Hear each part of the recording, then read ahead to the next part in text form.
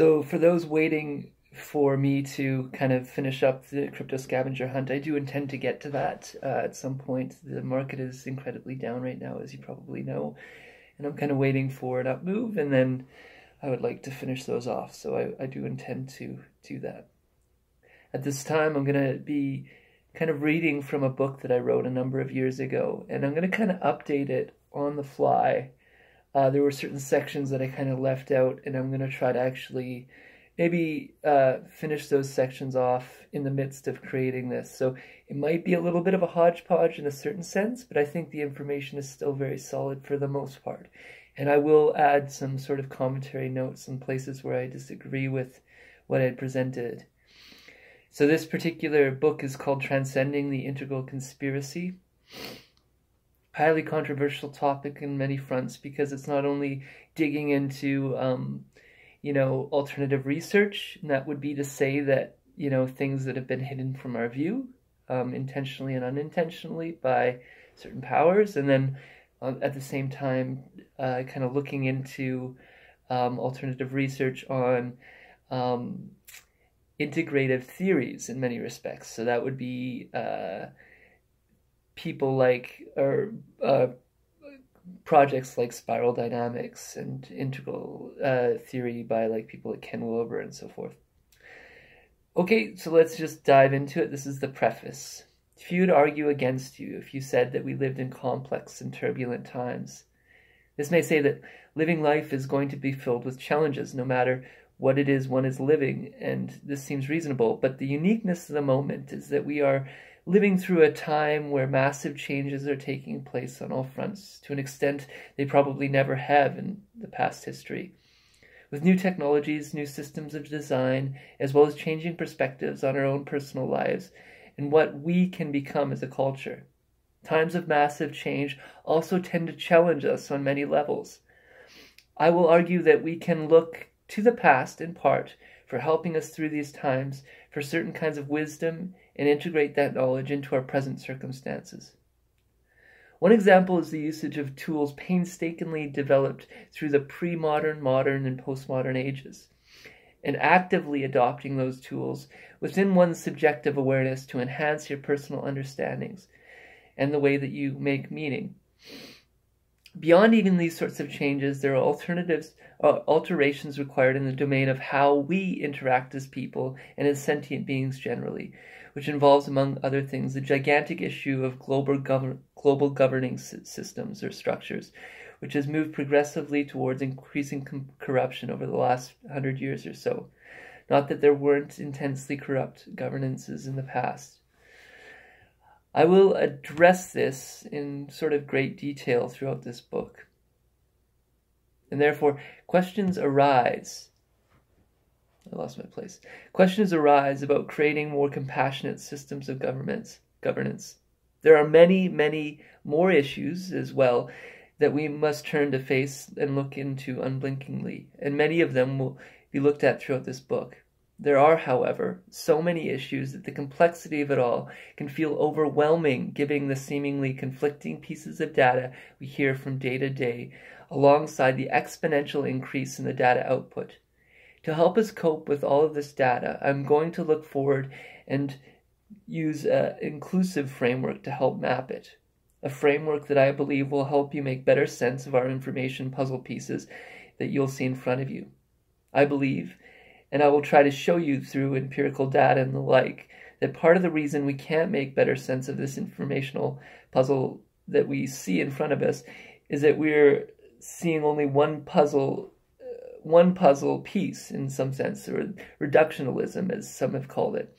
Scientific reductionism in many respects. And in that sense, they are, but in another sense, they aren't, and we need to know the difference between those two. An expansive way of looking at our informational complexities is to see that informational puzzle pieces as belonging to 4 different puzzles.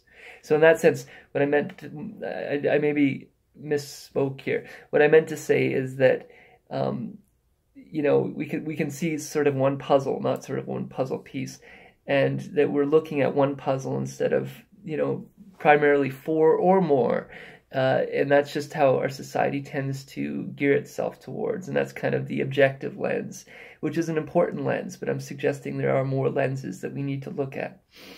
An expansive way of looking at our informational complexities is to see these informational puzzle pieces as belonging to 4 different puzzles. So the entire first section of this book is devoted to the work of essentially one thinker's system, who I believe has the most comprehensive framework for understanding ourselves and the universe at this historic time. And then I'm gonna caveat that with work that I have been doing over the last few years on something called fractal dynamics, and integrate it with that particular thinker, who we'll get into shortly, and map that out, because I think it adds even further levels of complexity to looking into the conspiratorial landscape, and I'll dig into that later on in the book. Okay, so although I don't hold this view in any sense of the word, I feel he has enough of the puzzle pieces to spend some serious time on his methodologies of understanding these situations. And that thinker is Ken Wilber, and the framework is the integral theory, or the integral operating system. And you'll see those 4 puzzles are what he calls the 4 quadrants.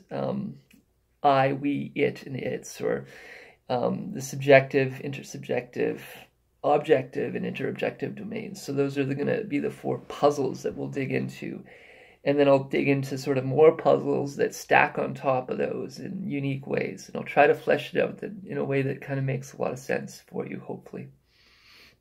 There are many pieces of the puzzle that will be left out of this work.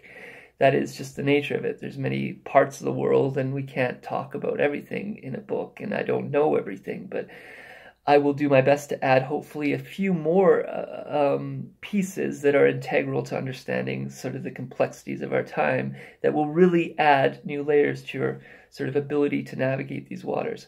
But together we are carving out our understanding of what is unfolding through and around us. This is an old Chinese blessing and curse. There is an old Chinese blessing and curse that says, may you live in interesting times. It depends on how we kind of respond to the realities that will sort of shape if this statement turns into a curse or a blessing. I personally think integral theory can play a major role in turning this potential curse into a great possibility or possibilities. So what is integral theory? Are we going somewhere? Is evolution just a movement from life form to life form without any real direction? Or is there an inherent movement towards greater complexity, driving life forms towards greater wholeness? So this is a controversial topic, but I think the data is actually sort of overwhelmingly in favor of the latter conclusion when looked at from sort of many different angles. And this is the point that we will address in the early goings of this book. But what is the meaning of evolution going somewhere or progressing? If in fact it is, because it's an open question. We'll look into that. This is a question of meaning, and even many scientists agree that meaning is not the domain of science. Science isn't equipped to answer questions hinging around meaning, as there's no sort of scientific test for value. This gets us into the 4 puzzle notion, that we can't just put puzzle pieces into the wrong puzzle. They won't really fit. That we are actually sort of dealing with 4 profoundly different puzzles in our day-to-day experience or existence. Although the splitting up of these puzzles in this way is somewhat arbitrary, it nevertheless makes for a shared language that we can use through a book like this and perhaps take it into our daily life. So again, science deals with sort of objectivity, right? And that's going to be our first puzzle. Hermeneutics deals with another, and that's meaning. And that's puzzle number 2. There are 2 other puzzles, but let's look at the relationships and differences between these 2. Both of these puzzles are required to get a more sort of integral understanding of reality, although I'd say, and as I noted, sort of all 4 are kind of required to be fairly fully rounded. A positivist, a scientist disguised as a philosopher, some would say, would not allow us to ask these questions, as there isn't a way to answer it scientifically. Thus, the scientist and the positivist would probably both say that they just don't ask such questions, as many of them are arguing there is only the puzzle of science, and there is not even a puzzle of meaning. It's not even there. But just because scientists aren't equipped to answer questions of meaning doesn't mean we shouldn't ask them. They might tell us, don't do it. It's not useful for your time. You should just walk away from it. But really, you know, there's a lot of importance in asking those sorts of questions. But just because scientists aren't equipped to answer it, we doesn't mean we shouldn't. So we just need to be careful when we mix these domains or puzzles, the domain of science and the domain of meaning. As to not ask these sorts of questions from different domains or puzzles is to restrict oneself to only one part of reality. As I'll try to show throughout this book, as this is a restrictive and really unhealthy way to live our life. It's like blocking off one of our ears. You can still, or our eyes, sorry. You can still see, but there's a lack of depth. And depth is a good analogy here. You know, the more we add these puzzles to our life, the more depth we get in it, in a certain sense. You're living in a flat land, a land without dimensionality of both eyes, a land that is somewhat wanting compared to having both of your eyes to see the world around you. We also live in a world of interconnected objects. Our understanding of these puzzles, or what did I say here? I'm sorry, I lost my place. Our understanding of this puzzle has only really started to blossom over the last century, looking at reality as connected objects and shared webs. This is the puzzle of interobjectivity. And some of the methods to work on this puzzle is to engage in systems theory and chaos theory, for example. And that's our third puzzle. So in the easiest way, and I'll flesh this out later, is to say that, you know, both objectivity and interobjectivity are focused on, you know, kind of exterior realities. They're focused on scientific pursuits, as we'd say, but they're different kinds of scientific pursuits. So we'd have, if we're just reducing it to just objective domains, then that would be gross reductionism or major reductionism, because everything's reduced to one puzzle. If we reduce it to both those puzzles, that is systems theory and objectivity, then we have more of a subtle reduction, because we have still two puzzles operating out of four. And I'd say there's more than this, than just four, but you know, those are, you know, four is a good place to start. We're getting pretty comprehensive with four puzzles. So that's a little bit more subtle, but we're still missing half of the world in some sense to even just have two. And some people just go with one puzzle. Everything's reduced to one puzzle, which is a pretty profound negation of sight, pretty profound loss of depth. So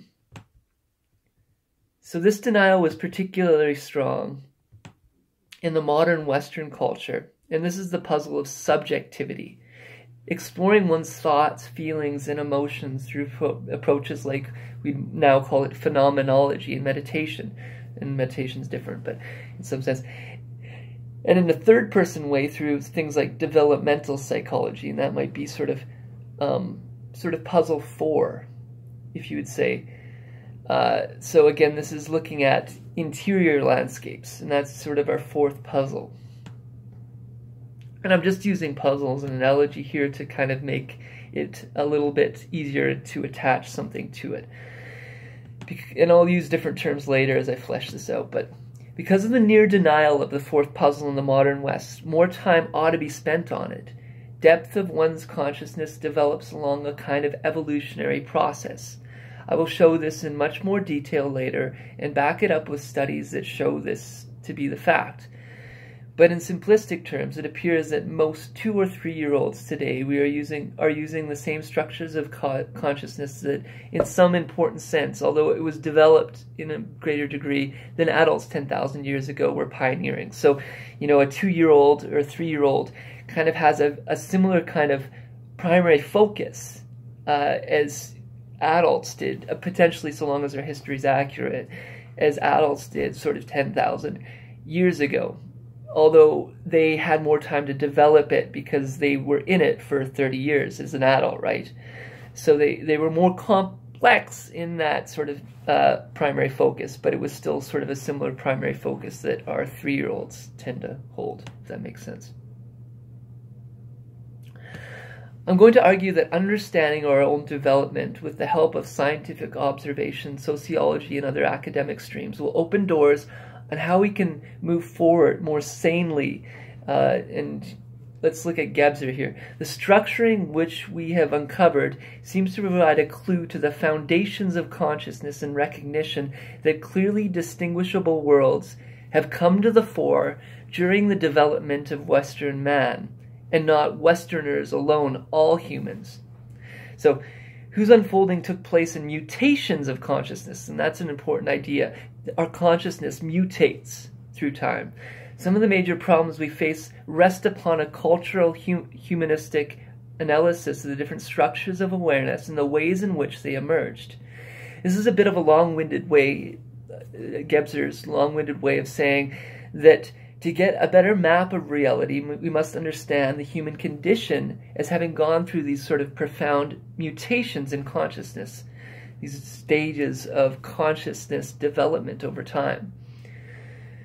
So a few others add that these mutations in consciousness evolved due to biological, sociological, cultural, and psychological pressures. All together, those are sort of the four puzzles, as I suggested, in different way of framing it.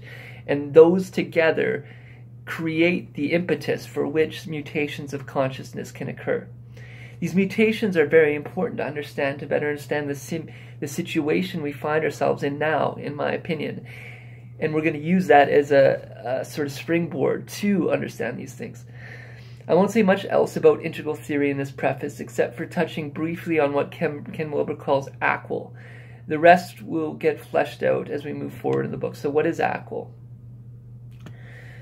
I'm presenting a map of, or theory of reality here, and this map or theory is by its nature true but partial. Key word here, and I'll get back to that. I'm going to point out that one of the very real dangers with integralized or integrating theories is that if a mistake is made, it's carried into many domains of thinking. And this is especially true with the foundations you use when you use to theorize integrally. So many integral theorists will say that that is exactly what I've done wrong. And it's an important point. They'll say that what you're doing, Brent, is that you're coming from this sort of conspiratorial landscape that has this value system, built into it, and then you're applying integral theory on it, and thus warping radically integral theory. And that might be true. I'm going to try to argue that's not true for the most part, but most integral theorists would say that's exactly what's wrong with what I'm doing here. I'm going to say that that's what they're missing in many respects, is that they haven't dug into these dark shadows of our society and opened them to the light. And that's what I'm going to try to present here, that that's something that needs to be done radically right now, and it's in desperate need in many respects. This is especially true with the foundations to use theorizing integrally, which I noted, which in this case I will be calling ACWL. And then I have a bit of a footnote, and I'll read it. It's pronounced ACWL, short for all quadrants, all levels, which itself is short for all quadrants, all levels, all states, all types, and all types. Developed by philosopher and author Ken Wilber, ACWL appears to be the most comprehensive approach to reality to date. It is a super theory or a meta theory that attempts to explain how the most time-tested methodologies and the experiences these methodologies bring forth fit together in a coherent fashion. ACWL's theory is pragmatically correlate in a series of social practices called integral methodological pluralism, IMP. The personal application of ACWL is called integral life practice. ACWL is often used interchangeably with integral theory, the integral approach, the integral map, the integral model, and the integral operating system. So that's from ACWL Glossary, 2006, Volume 1, Number 3. Okay, again, I'm using it as a stepping stone, and I'm not just going to use Wilber, I'm going to use other integral theorists as a stepping stone, but he's going to be sort of a primary focus, and then I'm going to build on that some of my own theorizing. Whether or not that's right, that can be used or tossed away as you see fit. Luckily, I think ACWL's foundations are very sound, and I think if you take the time to put some thought into ACWL, you too will be convinced of this. ACWL is short for all quadrants, all levels, all states, all lines, all types. It was dreamt up by, I believe, a fairly brilliant philosopher named Ken Wilber, who comes from a line of other brilliant integral philosophers. I'll be pulling from many of them throughout this book, but primarily from Ken's thinking, as I do see his model as being the most sophisticated of the bunch. But in the second section of this book, I will be sort of diverging from some of Ken's thinking, at least insofar as his views on economic and political landscapes of the world presently. And again, I'm going to do some of my own thinking in the first section. I'm going to write that in. Haven't done it yet, but how does integral theorizing work, you may be thinking? Well, part of the answer is orienting generalizations. These are used in integral theory to help bypass the need to over-explicate the in-depth and often subtle debates within particular fields and point instead to the broad implications of the more generally agreed-upon points within a particular field of study. In this way, you can pull from multiple fields and the broad understandings with some confidence, extracting important elements of truth within all or many of them to form a sort of embracing map of reality. By asking how can all these various fields of study be right at the same time? So oftentimes, we'll say one particular scientific field's right at the sacrifice of another field, and this is trying to say that all of these are sort of right. And how can that be true? So we use orienting generalizations to find a way to embrace all of them simultaneously, and it's really a groundbreaking approach.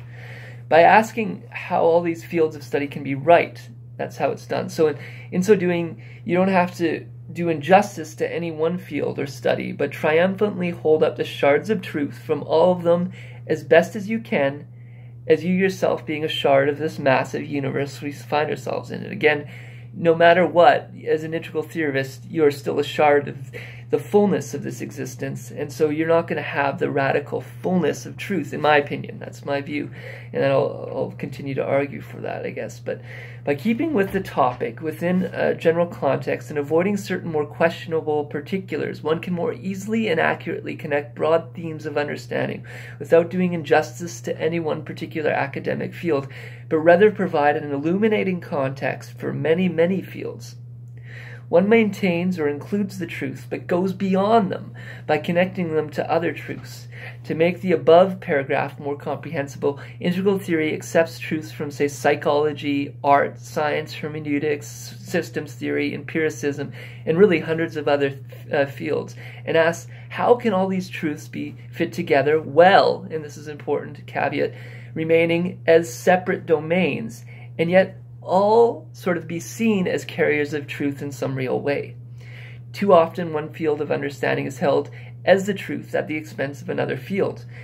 Integral theory actually goes so far as to say that all theories or fields have a degree of truth.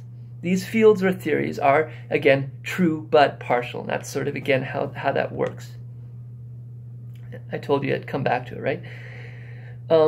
So although they may have areas that are problematic, they are gems that need to be extracted. So as Ken commonly says, don't throw out the baby with the bathwater.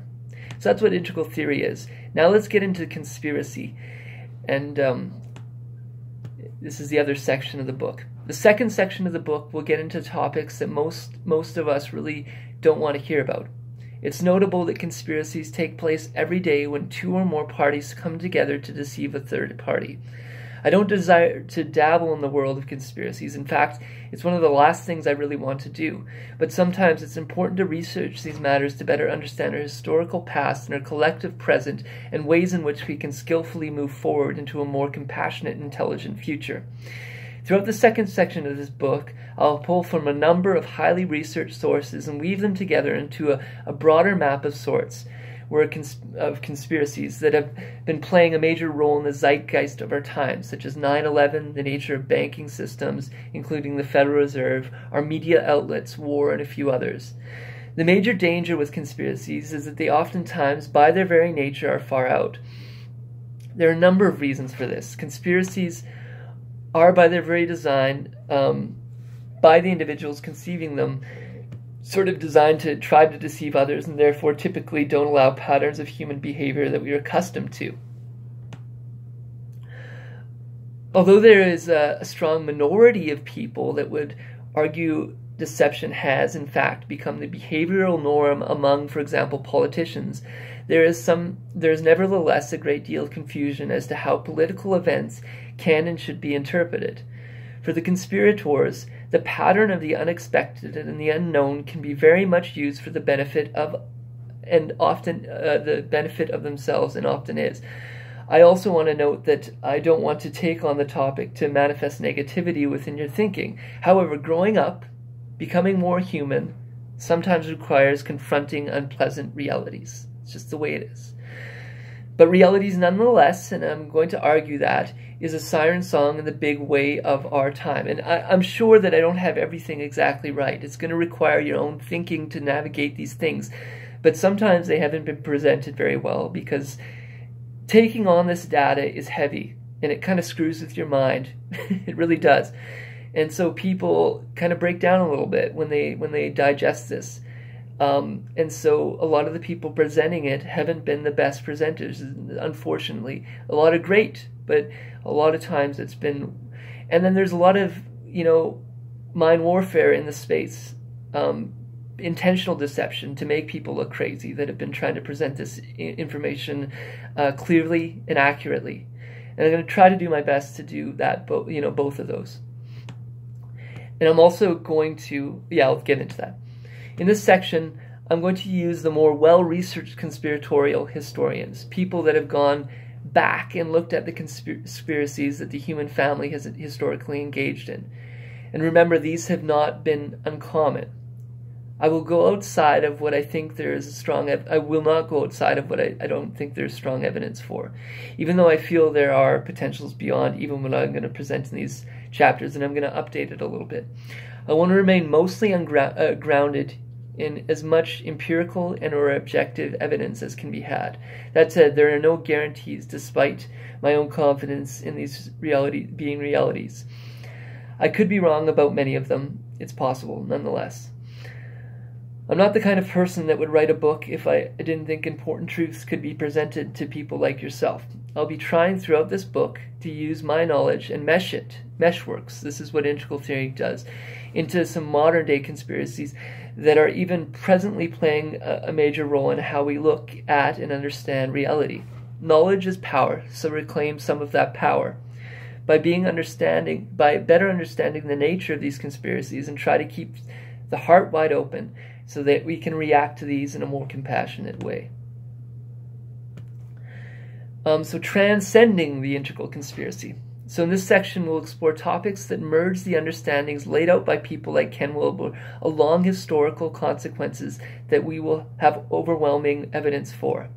I will also add some technologies that can be used to help us in a transition in a possible economic and governing structure that attempts to take the best from our pre-modern, modern, and postmodern understandings. And what I'm going to lay out there is something called panarchy. In essence, panarchy, I'll just explain it briefly, is the idea that we can have, so that the metaphor is the panarchic sky, this this infinite sky that enfolds us, that embraces us. So in that sense, what kind of governance structure would allow all other governance structures to be available? Now, this isn't global governance. It's different, very different. Rather, what it does, it allows you as a sovereign being, and this is important, the idea of self-governing and sovereignty, to, in essence, choose the kind of governance that you want, whether that be anarchy straight up, or whether that be a democracy or an authoritarian structure.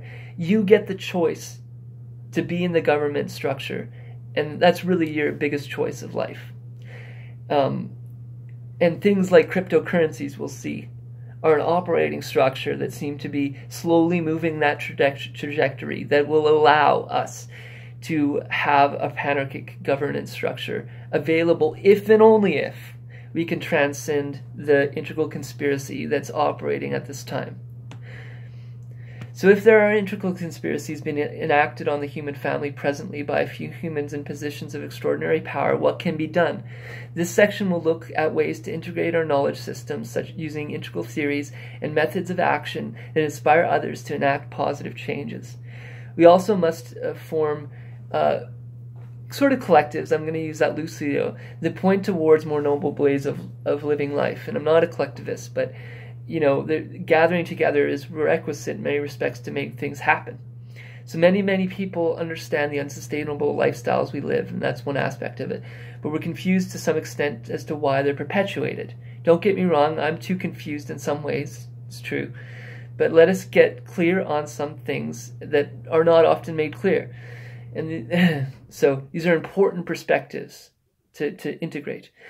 But let us work towards being agents of upliftment for humanity and all sentient beings we stumble across in our little journey through life. Okay, there's a few thanks and other things that I present, but I'll leave it at that as it's 30 minutes, so it's getting long in the tooth already. I'll leave it at that as the preface for this book, and I'll continue forth with chapter 1, and I might have to break it into a few sections, but I'll try to keep it all together. Be well.